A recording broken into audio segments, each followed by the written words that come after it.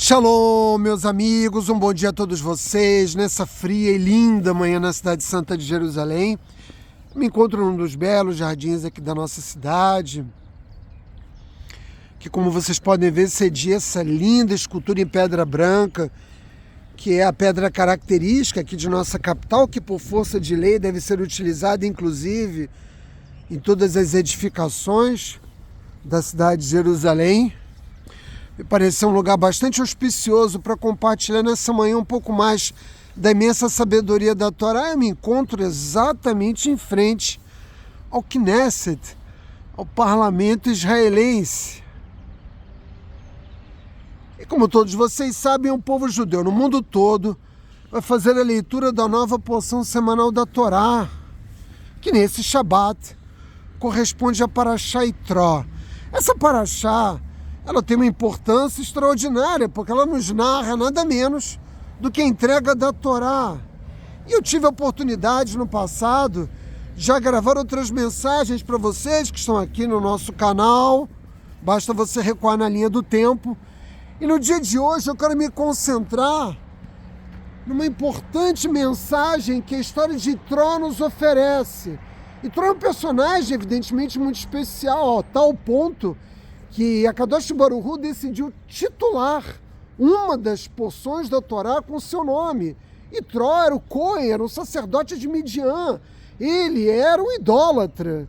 E até encontrar Moshe Rabbeinu e se tornar parte do povo judeu, ele era conselheiro do faraó, ele dominava todas as artes místicas, as magias negras, ele era um mago, ele era um feiticeiro, e justamente devido ao seu enorme conhecimento de todas essas formas de idolatria, é que ele servia tão bem ao faraó.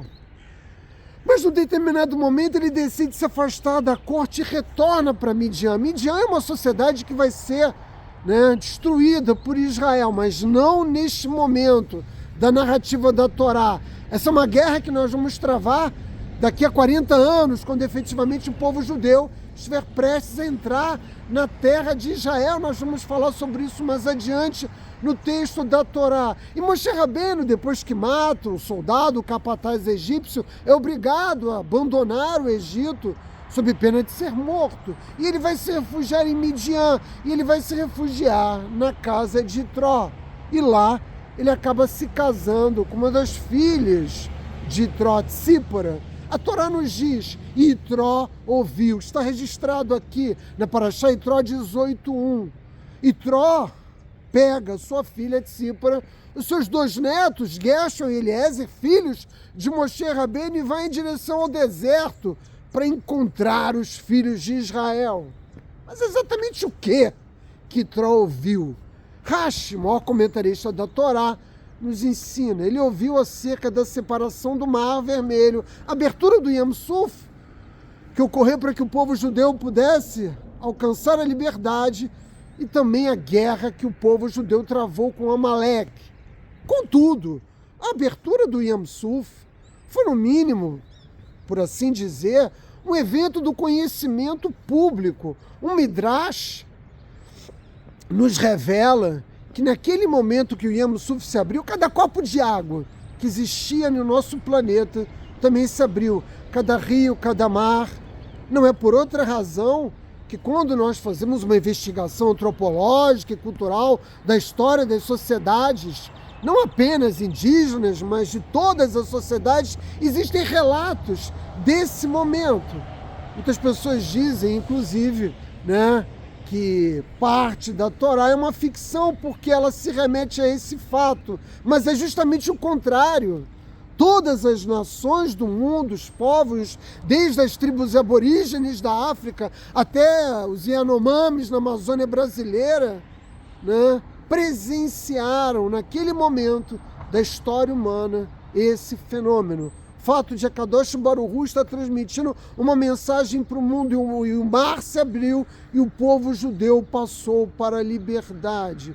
Todos eles puderam testemunhar algo que estava diante dos seus olhos. É importante ter clareza disso, e evidentemente isso também aconteceu com os midianitas, como com todas as outras pessoas em toda parte do mundo. Se isso é verdade, como nos ensina o Midrash, porque a Torá diz, Itró ouviu. Ora, todos ouviram, todos viram, todos presenciaram esse milagre, todos tinham conhecimento de que o povo judeu estava se libertando, de que o Egito estava sendo consumido, né, pelo Senhor dos Exércitos, engolido pelo Mar Vermelho. Ora, se é verdade que tudo o que a Kadosh Baruch Hu faz nos oferece uma mensagem, a mensagem que a Parashá nos ensina aqui é a essência de ouvir, ser um shomea. Alguém que ouve não é simplesmente, não é esse o significado que a Torá quer dar, alguém que tem um ouvido interno funcional. Qualquer pessoa sabe que existe uma diferença evidente entre escutar e ouvir. Itró, o Cohen de Midian, largou tudo para se juntar à nação de Israel. Ele, que era o maior de todos os idólatras, se converteu ao nosso povo, abandonou todo o seu passado, né, para se unir ao povo judeu. E a pergunta evidente é por quê?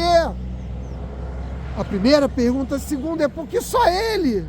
Porque se todos ouviram a mensagem, se Deus enviou essa mensagem a cada pessoa na face da terra, como é possível que só Itró tenha ouvido, que só Itró tenha tomado a corajosa decisão de se unir ao povo judeu? Para nós podermos buscar uma resposta, existem muitas oferecidas pelos sábios do nosso povo. É preciso entender quais são os tipos de reação que as pessoas têm quando elas ouvem alguma coisa. Eu gostaria de classificar essas reações basicamente em 3 grupos. O primeiro grupo, quando ouve algo, literalmente dá de ombros. Pensa que realmente aqueles fatos que ela teve conhecimento ou que presenciou não tem nenhuma importância para elas, que isso não afetará a sua vida, de modo que elas rapidamente se esquecem desse fato porque não atribuíram a ele um significado, né, importante. E essa é a postura, a conduta, a reação da grande maioria das pessoas no mundo. O segundo grupo, sobretudo nos dias de hoje, é aquele que vai compartilhar essa informação com os outros, ou seja, vai disseminar. Eu diria que nos dias de hoje ela vai curtir no Facebook, talvez crie até um meme. E existem muitos memes falando, né, do momento em que Moshe Rabbeinu abriu o Mar Vermelho. Ela vai compartilhar com seus contatos e vai dar umas boas risadas. Ela dissemina a informação, mas ela não internaliza aquilo que ela ouviu. Só o terceiro grupo, o menor de todos, são aqueles que, ao ouvir algo que seja importante, né, que eles identificam, percebem como algo que vai atingir a sua existência, vão procurar ponderar a importância daquilo que acabaram de ouvir. E uma vez que façam essa ponderação, eles vão tomar as medidas, né, para internalizar e viver de acordo com as lições que acabaram de aprender.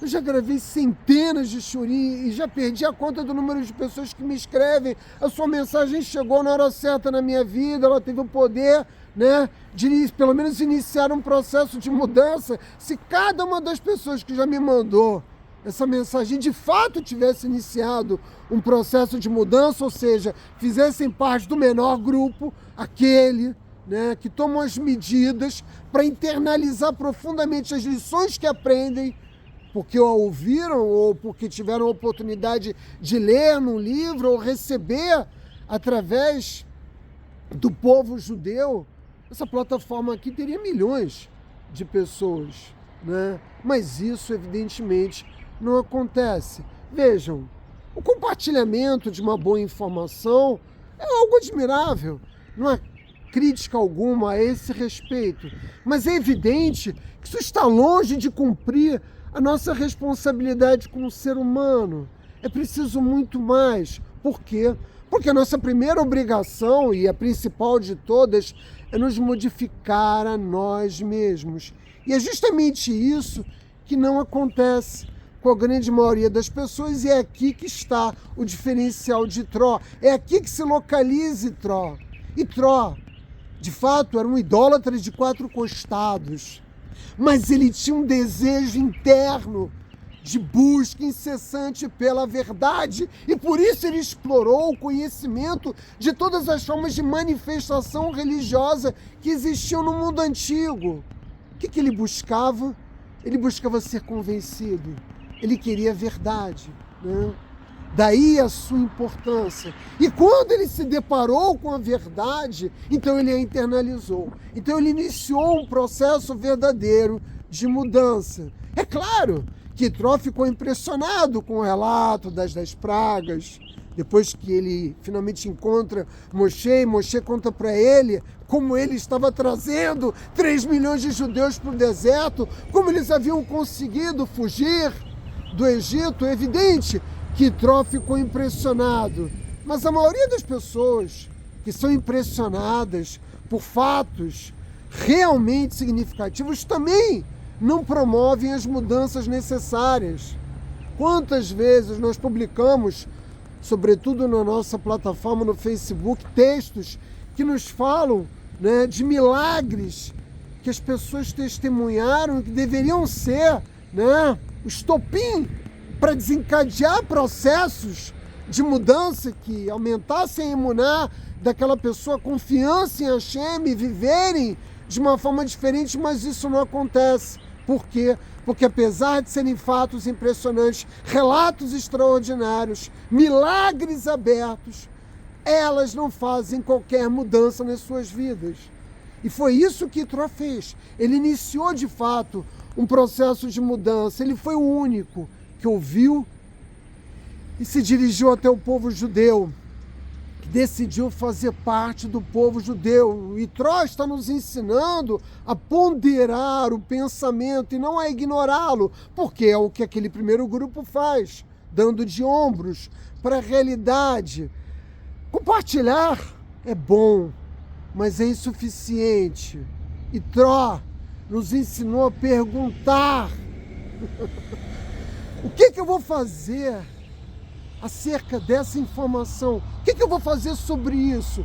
Em que medida essa informação que eu estou recebendo tem o poder de mudar a minha vida? Ou seja, ele tomou para si aquela verdade que ele vinha buscando durante toda a sua vida, e uma vez que ele reconheceu essa verdade, ele desencadeou uma mudança profunda em si mesmo. E quando nós aprendemos com os eventos, que nós somos testemunha, que nós ouvimos, que nós vemos, e nós promovemos mudança verdadeira, aí sim nós podemos dizer que verdadeiramente nós ouvimos. É desse ouvir que a Torá está nos falando. Quando a Torá diz Itró ouviu, ele está falando, a Torá, ou portanto Hashem, está nos falando dessa forma de ouvir.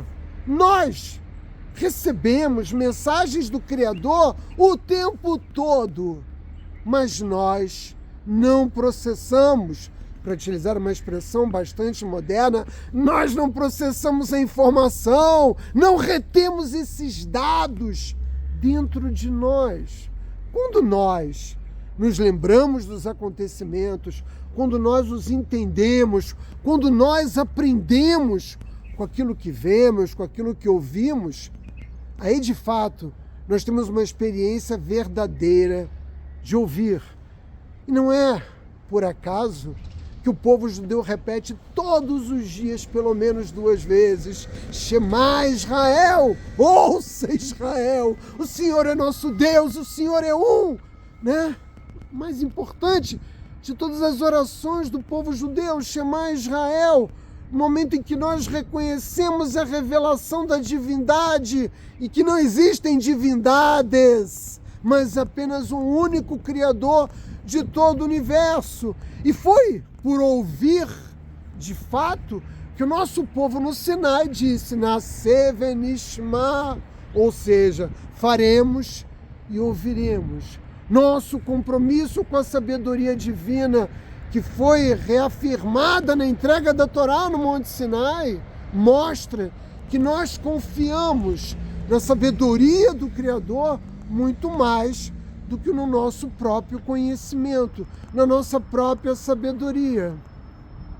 E eu pergunto a vocês: vocês vão ouvir realmente as mensagens poderosas que Deus envia, que não é só para mim que sou judeu, mas para cada ser humano na face da terra, vocês vão realmente ouvir e, sobretudo, eu pergunto, o que vocês vão fazer a esse respeito?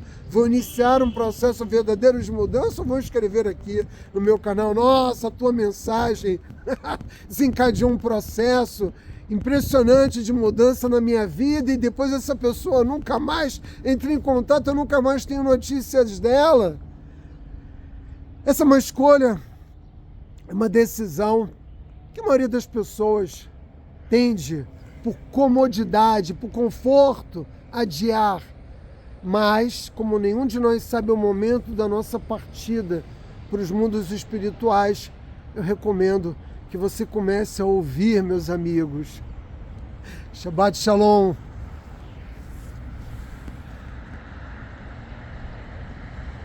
Um caça israelense cortando o céu de nossa capital, Jerusalém.